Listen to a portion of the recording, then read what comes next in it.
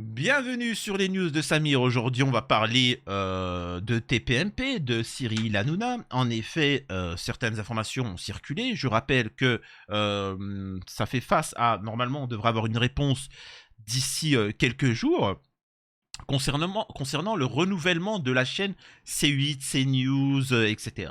Je rappelle qu'en France, les médias, les radios ainsi que la télé, ça appartient à la France. Ça n'appartient pas à d'autres. Et que la France autorise certains à utiliser les ondes radio ou des chaînes de télé.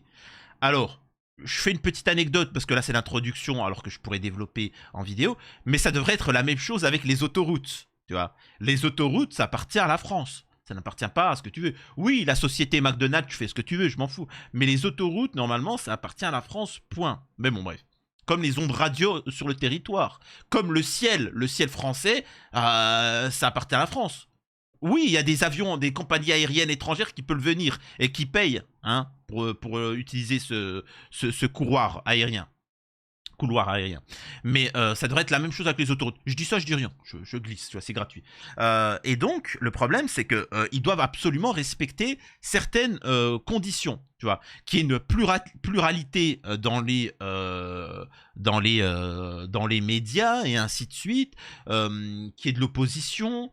Voilà, hein, c'est important de le comprendre. Et on s'est rendu compte que la majeure partie des chaînes respectaient plus ou moins ce cadre, sauf, j'ai bien dit sauf, le groupe Bolloré. Parce que Bolloré lui-même le dit dans son témoignage face à l'Arcom, etc. Il dit mes chaînes, c'est ma chaîne, c'est ci, c'est ça, c'est mon business. Non, non, non, non, non, non. Ça appartient à la France. Ça appartient à la France. Tu l'exploites, tu es le locataire, pas le propriétaire. C'est important de le comprendre. Et donc, tout ça pour dire qu'ils risquent de perdre cette diffusion, et ça va être intéressant d'analyser là-dessus, et ce qu'ils ont fait pour éviter cela. Parce qu'Hanouna a essayé de s'allier avec le RN pour contrer cette décision. Donc voilà, donc on va parler un peu de tout ça. Avant de démarrer, je vous invite fortement à vous abonner pour soutenir la chaîne, laisser un commentaire, un like pour le référencement, me rejoindre sur les réseaux sociaux, ainsi que mes chaînes secondaires. Alors, on va pouvoir démarrer. Il y a eu beaucoup d'articles, je réagirai au fur et à mesure, et vous allez en comprendre la teneur et la morale que j'essaye de tirer de tout ça. Cyril Hanouna et C8 en danger. Pourquoi la fréquence de la chaîne de télé pourrait ne pas être renouvelée? Les chaînes de télévision doivent prouver à l'autorité régulatrice, l'Arcom, qu'elles sont légitimes à diffuser. En ce moment, c'est au tour de C8 et après les multiples dérapages qu'a offert cette saison encore son émission phare TPMP, il se pourrait que C8 soit retiré sa fréquence. Attendez, hop, je vais mettre ça là, voilà. Pourra-t-on voir TPMP et Cyril Hanouna sur l'antenne C8 à la rentrée? L'Arcom Communication a déjà imposé à la chaîne de diffuser son émission phare avec un différé de 15 à 45 minutes afin qu'elle puisse être coupée en cas de dérapage. Alors je vous le dis tout de suite, je pense pas que la chaîne sera censurée, bloquée, je vous le dis. Il se pourrait qu'elle aille beaucoup plus loin et qu'elle ne renouvelle pas la fréquence de C8. Ces fréquences sont attribuées pour une durée de 10 ans et pour les conserver, il faut répondre à un certain nombre d'obligations. Sont examinées pêle-mêle le respect de du pluralisme politique, la solidité financière et l'investissement dans la production française et le respect des engagements pris au moment de la création, ce qui comprend notamment la maîtrise de l'antenne. Pas vraiment ce qui caractérise Hanouna et TPMP épinglés de nombreuses reprises par l'autorité régulatrice pour des dérapages à l'antenne. C'est très important de comprendre ça là. Le respect du pluralisme politique, on a pu voir que justement ça n'était pas le cas avec TPMP et donc il y avait un intérêt, ce qui amène à de la corruption en fait. Ensuite, la solidité financière, ça va peut-être être développé dans l'article, il faut comprendre que c'est à perte. Bolloré, c'est à perte. C8, etc. Ils perdent de l'argent. Ils perdent de l'argent. Moi, je me pose la question, quand tu perds de l'argent au bout d'un certain temps pour une entreprise ou autre, tu fermes. Alors pourquoi ils continuent? Il faut comprendre qu'en fait, ils perdent tous de l'argent. Mais c'est pas le but de gagner. Le but, c'est de faire de la propagande pour que leur idéologie soit mise en avant. C'est ça qu'il faut comprendre. En fait, ça vous permet de comprendre, mais ils sont en train de perdre des centaines de milliers d'euros, voire des millions d'euros, et les mecs, ils continuent. Oui, Billy. Oui, ils continuent. Parce qu'en fait, derrière, il y a un intérêt qui est beaucoup plus... C'est-à-dire que c'est un investissement sur l'avenir. On continue. Bon, ça, on s'en fout. Ah ouais. On marche sur la tête. Cyril Hanouna tease le retour de son émission sur Europe 1, pourtant épinglé par l'Arcom. En fait, c'est une sécurité. C'est-à-dire qu'au pire, si son émission C8 est bloquée et censurée, il pourra dire on se retrouve sur Europe 1 ou sur Canal+. C'est stratégique. Hein. Faut comprendre que c'est stratégique ce qu'il fait. L'animateur avait aussi été rappelé à l'ordre pour le manque de pluralisme de son émission On marche sur la tête diffusée sur Europe 1. 7,6 millions d'euros, c'est le montant mirobolant des amendes collectionnées par C8 depuis 8 ans. Une somme colossale qui illustre la régularité et l'importance des sanctions à l'encontre de la chaîne. Alors, il faut savoir que moi, je suis l'un des seuls qui avait critiqué TPMP et l'émission Hanouna, etc. À l'époque, quand tout le monde lui faisait des pipes au miel. J'ai bien dit à l'époque, parce que maintenant c'est devenu tendance. Mais j'ai jamais critiqué comme ce que les dissidents et tous ceux qui s'opposent à lui critiquent. Hanouna, il a de l'argent. Hanouna, il est en Lamborghini. Je m'en fous comment il utilise son argent. Ça, il fait ce qu'il veut. Moi, ce qui m'intéresse, c'est est-ce que c'est quelqu'un d'honnête. C'est sur ça qu'il faut tomber. Par exemple, tu critiques la politique de Macron. Tu sers pas à savoir si sa femme, est-ce qu'elle a un braquemar entre les jambes. Hashtag les dissidents.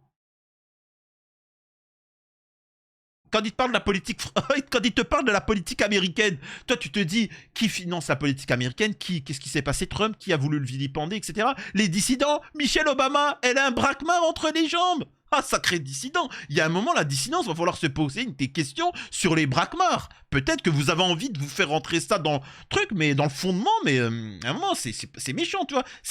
À un moment, faut se poser des questions. Tu vois, quand tu deviens répétitif sur un truc, voilà, tu vois. Bref. C'est une somme colossale qui illustre la régularité et l'importance des sanctions à l'encontre de la chaîne. Je pense que c'est cuit pour nous, dit-il. D'autant que ces sanctions plombent le bilan financier de la chaîne. D'après l'informé, elle a enregistré 48,5 millions de pertes nettes en 2023. C'est donc la chaîne gratuite la plus déficitaire de tout l'audiovisuel français. Pour contourner d'éventuelles nouvelles sanctions, les dirigeants avaient un plan révélé par le Parisien. Écoutez, c'est très important.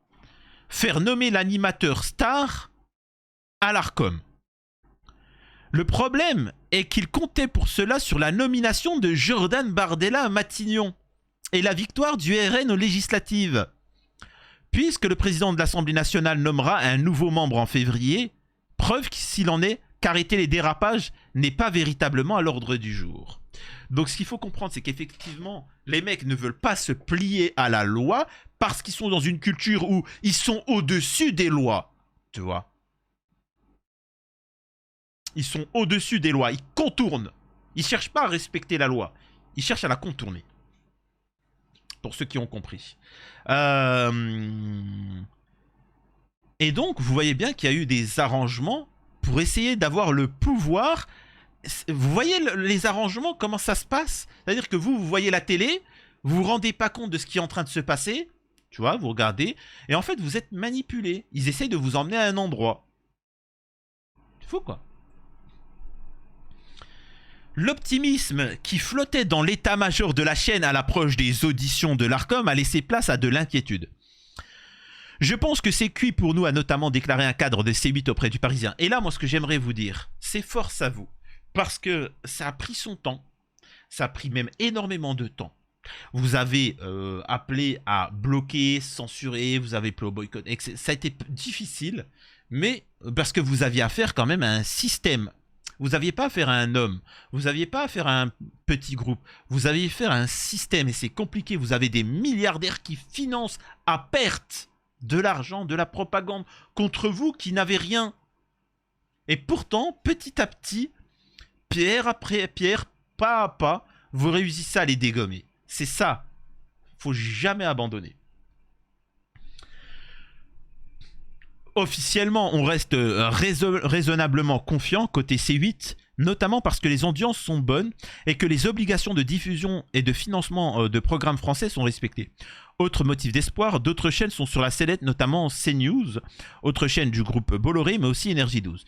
Attention toutefois à la concurrence des 9 projets de nouvelles chaînes déposées, parmi eux Humour TV, l'Express TV ou encore le Média TV, média classé à gauche qui se bat depuis longtemps pour obtenir une fréquence. Et puis moi j'aimerais bien avoir une chaîne, moi. Du matin au soir, je te fais du direct, je te fais...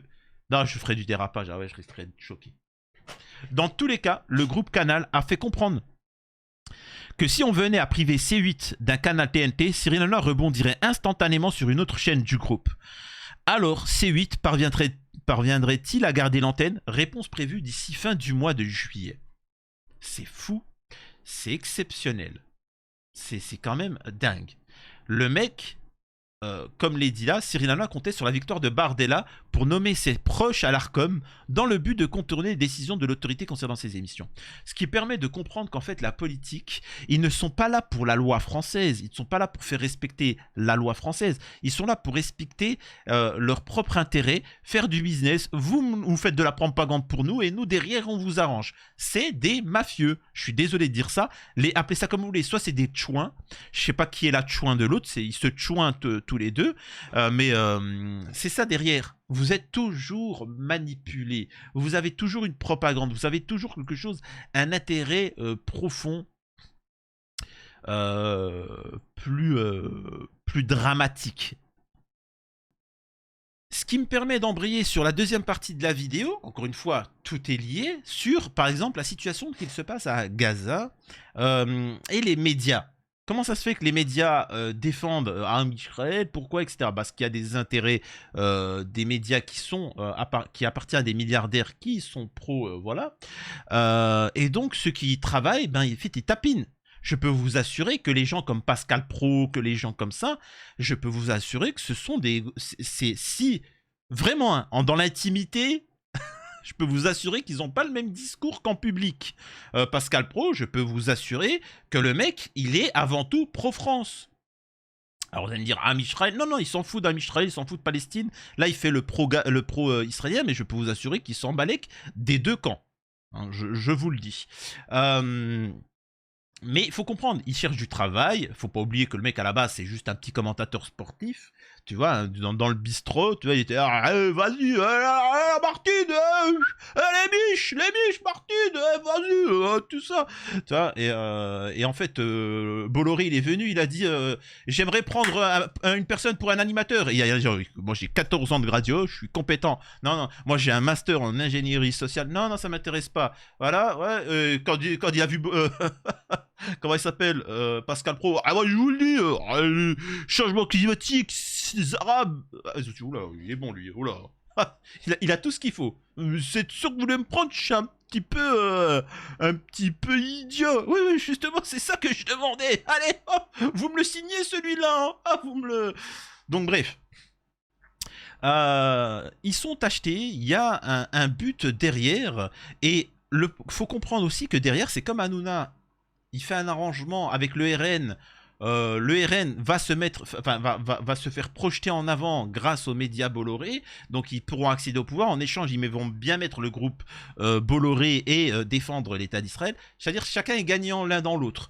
Mais on sait très bien que par exemple, les gros antisémites, c'est le RN. C'est pas la gauche. Mais c'est pas grave, c'est un arrangement. Et les gens comme vous pouvez voir là qui sont anti-palestiniens, etc., ils peuvent pas encadrer Israël, etc. Mais c'est-à-dire qu'ils ont de la haine. Avant, ils tombaient sur les sur les juifs, etc. Mais comme ils se disent c'est plus à la mode, et ben maintenant on va tomber sur les arabes. Donc vous voyez ce que je veux dire? Ils se mettent en arrangement, c'est-à-dire que vous m'autorisez à lâcher ma haine contre les musulmans et en échange, je dois dire du bien d'Am Israël. Ok, y a pas de souci, on peut s'arranger. Vous voyez ce que je veux dire? C'est ça, hein. C'est-à-dire que demain, les musulmans en France seraient communautaires et arrêteraient de faire des pipes au miel ou de faire je sais pas quoi. D'écouter des gens qui leur crachent au visage H24. Je peux vous assurer que demain ils seraient tous islamophiles. Hein. Ah, je vous le dis tout de suite. Hein. Ah, ils seraient tous pro-pâle, etc. Enfin bon, regardez ça. Les termes utilisés par Thomas Porte Oui. sont exactement et mot pour mot les termes qu'avait utilisé Anne. Là, c'est par rapport à Thomas Porte qui avait dit il faut boycotter les athlètes israéliens. Et donc là, on a Aurélien Lecoq qui va expliquer, bah, c'est la même chose que ce que Anne Hidalgo avait dit pour les Russes. Il faut boycotter les athlètes russes avec ce qui se passe. Regardez comment le mec des médias, il réagit viscéralement. Mais encore une fois, c'est dans son intérêt. Anne Hidalgo à l'encontre des athlètes russes vis-à-vis du conflit russo-ukrainien. Elle avait dit les athlètes russes ne sont pas bienvenus au JO de Paris. Qu'est-ce que ça veut dire? Qu'est-ce que ça veut dire? C'est intéressant cette analogie. En quoi les athlètes russes, la Russie et Israël ont des points communs? Expliquez-moi. La Russie et Israël, et je crois que c'est reconnu aujourd'hui par l'ensemble des organisations internationales, Lesquelles? sont aujourd'hui...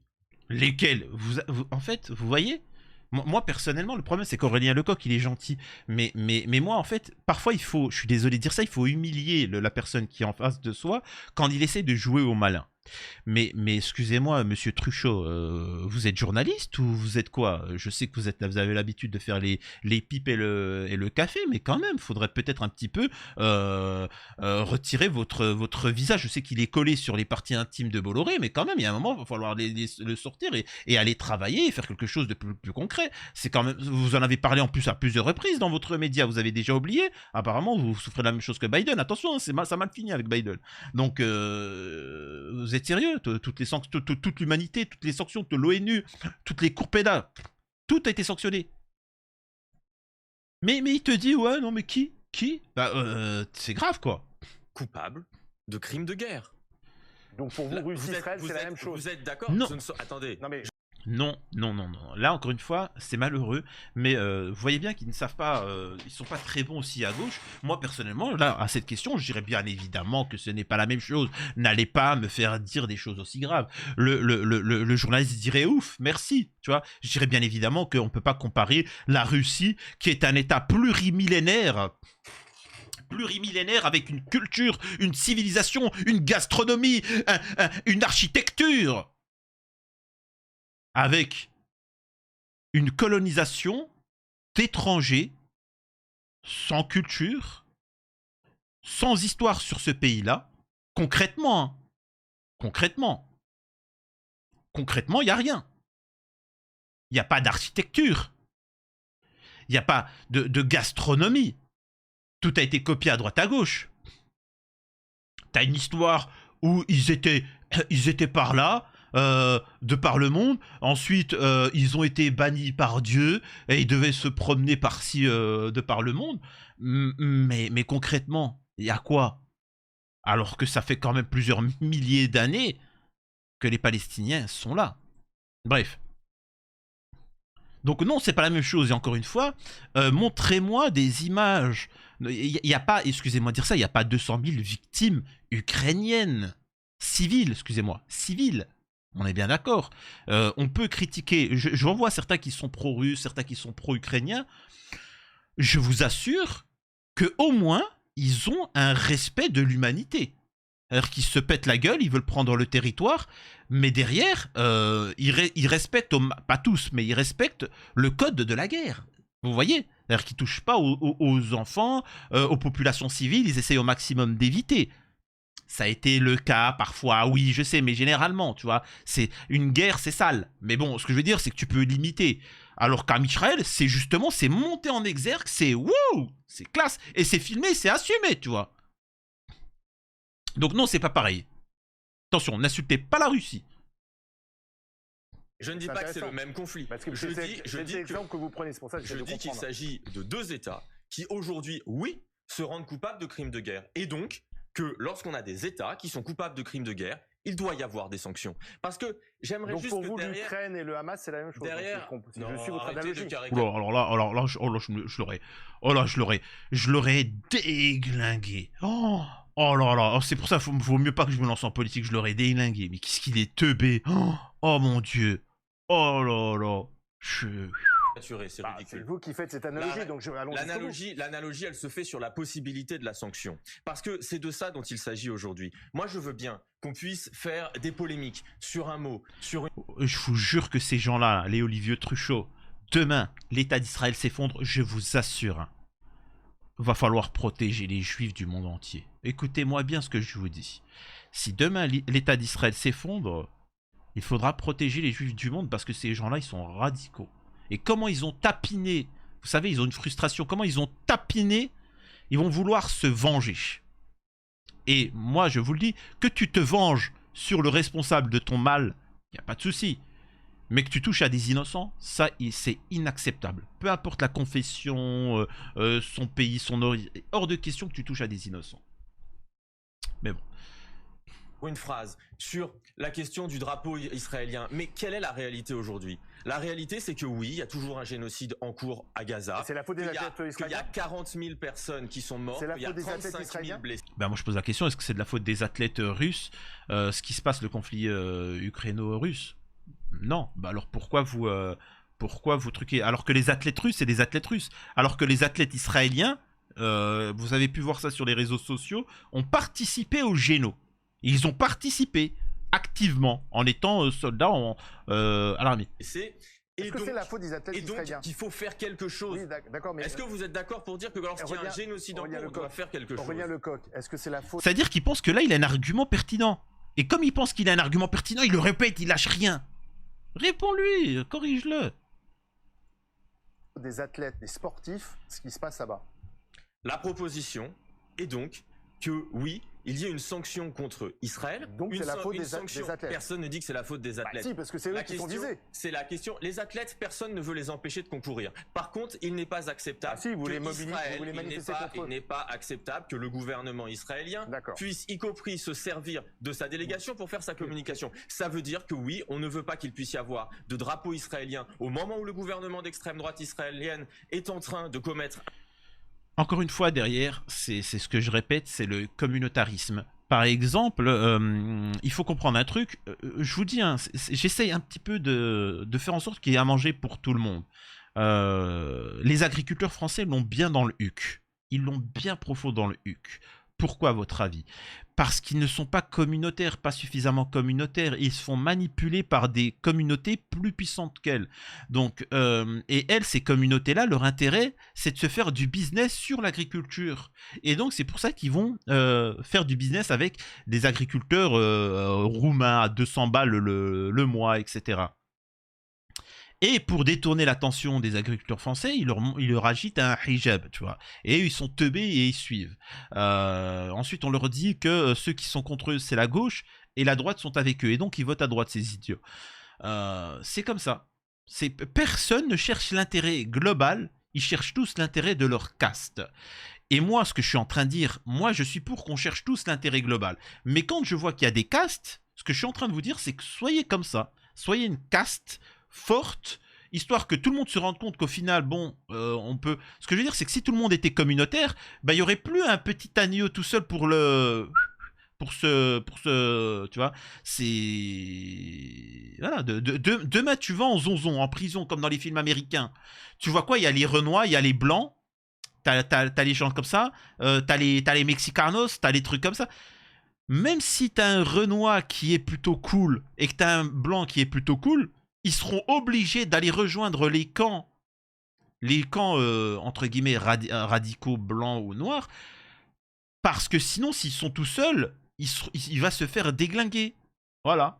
Donc c'est comme ça. Il faut comprendre qu'en France, t'as la communauté juive, t'as la communauté sioniste, t'as la communauté turque, t'as la communauté renois, t'as toutes les communautés.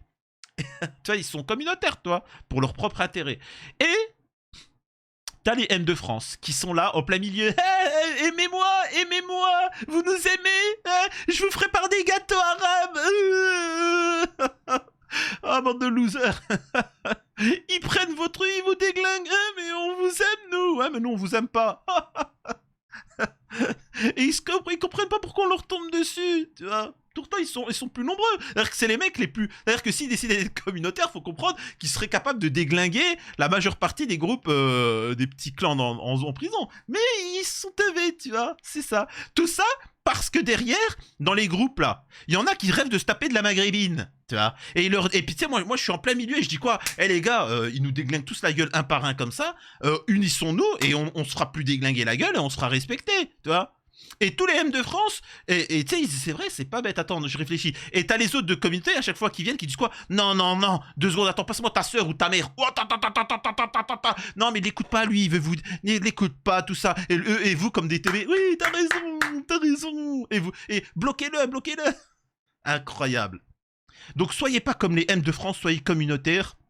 Faites respecter vos droits, vos valeurs. C'est malheureux, mais ce que Hanouna fait, ce que les médias font, ce que les sionistes font, malheureusement, il n'y a pas le choix de faire la même chose. Une fois que ça sera fait et que ça va bloquer un peu tout ça, là, on pourra se dire, soit on vit de manière globale, sans communautarisme, machin, etc., ou soit on continue à vivre en communauté. Voilà. C'est pas certains vivent en communauté et les autres, c'est des chouins, tu vois, à qui on profite. C'est ça que je suis en train de dire. J'espère que ça vous a plu, mon propos. N'hésitez pas à partager, à liker, à la prochaine sur les news de Samir.